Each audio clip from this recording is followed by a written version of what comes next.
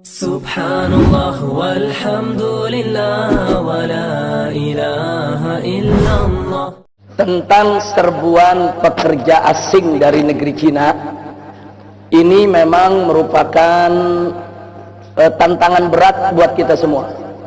Jadi perlu kita ketahui, beberapa waktu yang lalu presiden kita memang mendapat bantuan kucuran dana dari negeri Cina untuk pembangunan.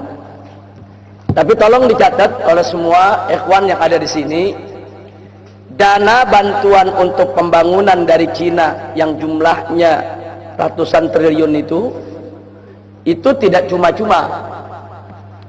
Pertama, itu sebagai pinjaman yang berbunga.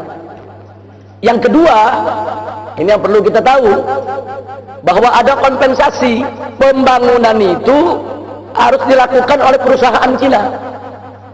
Berarti kan duitnya masuk ke sana lagi. Dan nggak sampai di situ. Yang ketiga, perusahaan Cina yang membangun itu akan menggunakan material, konstruksi dan lain sebagainya juga dari Cina. Yang keempat, untuk melaksanakan proyek-proyek tersebut, tenaga kerjanya pun ada persentase tertentu harus dari Cina. Nah, makanya ada beberapa proyek, katakan 900 tenaga kerja, yang 300 dari Cina. Kalau 9.000 tenaga kerja, yang 3.000 dari Cina, 30% lebih. Nah, jadi artinya di sini kita lihat, yang ngasih utang Cina, negara Cina nih, pakai bunga, kita bayar utangnya pakai bunga nanti. Terus kita punya proyek, mesti perusahaan dia juga yang kerjain. Dan beli materialnya, mesti beli sama dia juga. Nah, kemudian tenaga kerjanya, mesti tenaga kerja dari dia juga. Jadi ini betul-betul satu penjajahan ekonomi. Jadi ini yang menolak sudah banyak, bukan hanya dari kalangan Islam, tapi hampir seluruh elemen bangsa Indonesia, apapun agamanya, yang cinta yaitu kepada negara ini, yang punya semangat nasionalisme dan kebangsaan yang tinggi, mereka semua menolak. Dan ini nggak boleh dibiarkan. Nah, ini yang perlu. Dan lagi pula persoalan tenaga kerja yang didatangkan tersebut, saudara, itu kan mestinya harus melalui bukan hanya sekedar perekrutan perusahaan mereka, tapi juga harus melalui penelitian pihak kita. Kita mesti tahu, ini yang diturunkan ini intelijen bukan, yang diturunkan ini tentara bukan, yang diturunkan ini sebetulnya siapa.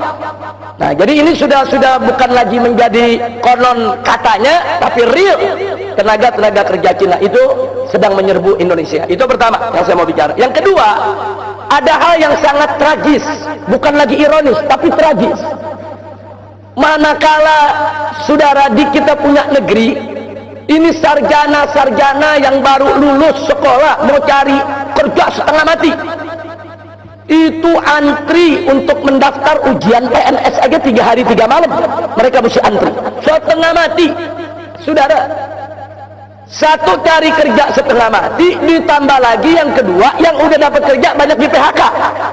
Ini bangsa kita sendiri, udah bangsa kita cari kerja susah, banyak yang di PHK, akhirnya banyak yang terpaksa jadi TKI dan TKW di luar negeri. Sementara kita lagi kesulitan menyediakan lapangan kerja sedemikian rupa, lah kok lapangan kerja yang ada dikasih bangsa Cina. Ini bangsa Cina yang saya maksud di sini yang datang dari RRC ini ya.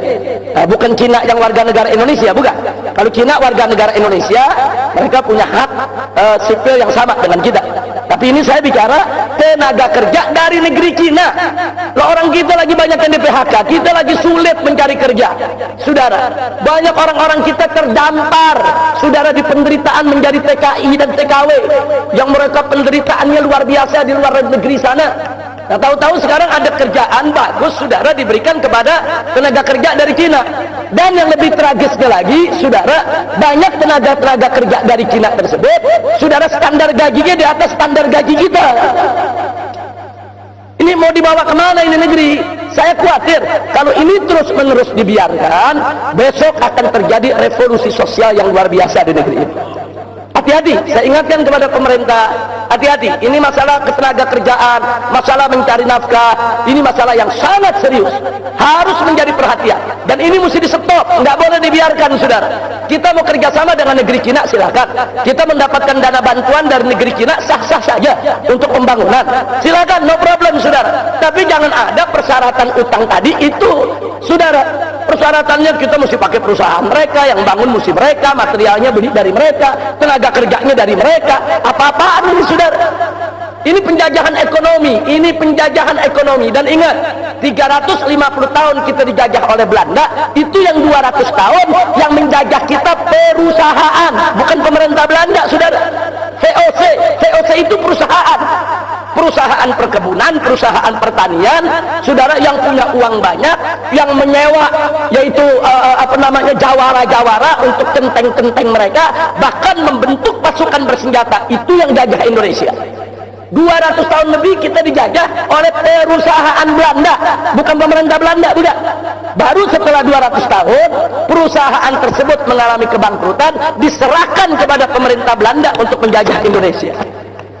Nah, jadi artinya hati-hati, jangan sampai besok Indonesia ini dijajah oleh perusahaan Cina, saudara.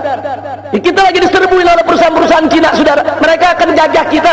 Dan jangan lupa, pengusaha-pengusaha tersebut, saudara, dengan akses yang mereka miliki, dengan finansial yang mereka punya, mereka mampu untuk membentuk security yang dipersenjatai, security yang dilatih.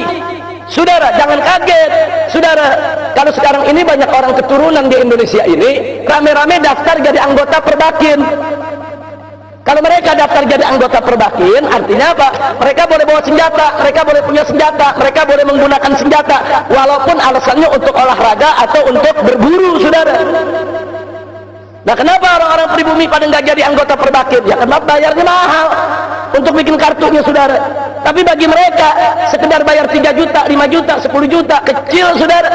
Dapat beli senjatanya cuma 20 juta, saudara, dapat senjata bagus kok. Ini bahaya. Jadi hati-hati, ini negeri kita ala khatarin azim, dalam posisi yang sangat-sangat berbahaya.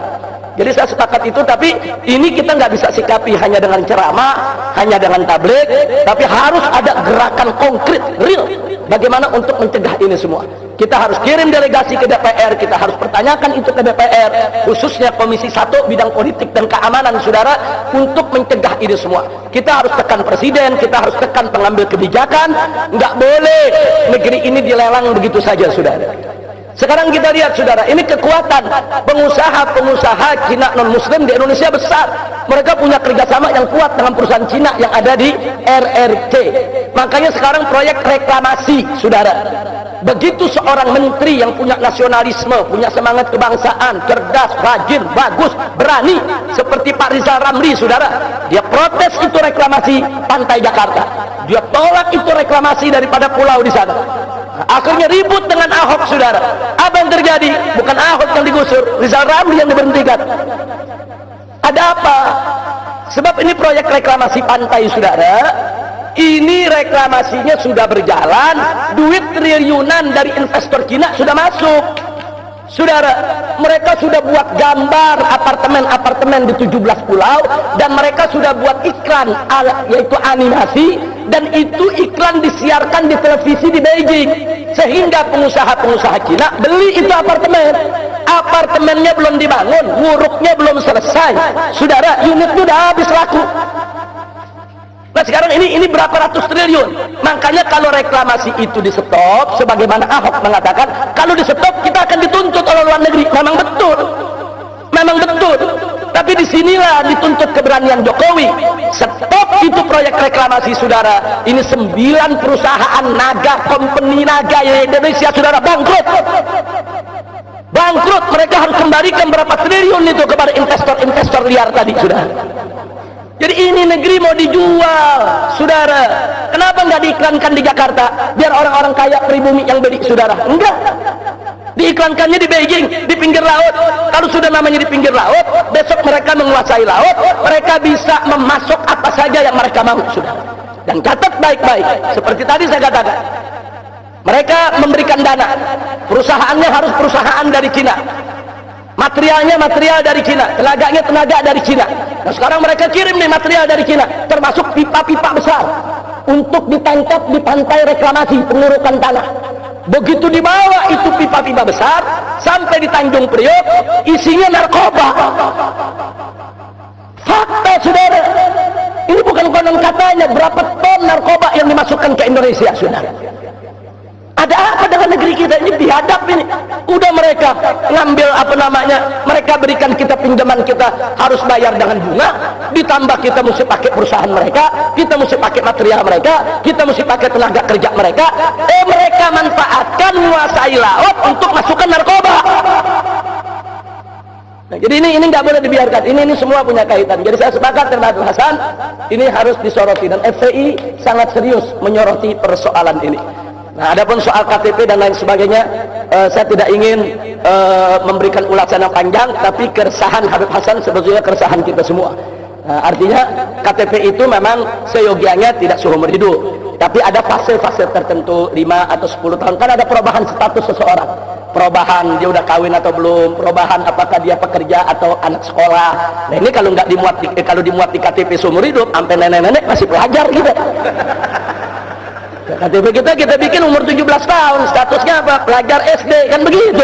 Pelajar SM atau SMA, saudara. Nah, begitu umur kita 50 tahun nggak diganti-ganti, masih pelajar, belum kawin terus tuh. Bagi yang laki jadi modal kawin lagi tuh. Nah, jadi saya pikir betul yang dikatakan Habib Hasan tadi, memang tidak realistis. Mesti ada fase tertentu untuk diperbarui. Tapi saya sepakat kalau biayanya dibebaskan. Nah, boleh dibuat ulang 10 tahun sekali tapi tanpa biaya. Nah, ini yang perlu saya sampaikan. Terima kasih Habib Hasan. Jazakumullahu khairan jazak atas apa yang disampaikan oleh beliau barusan.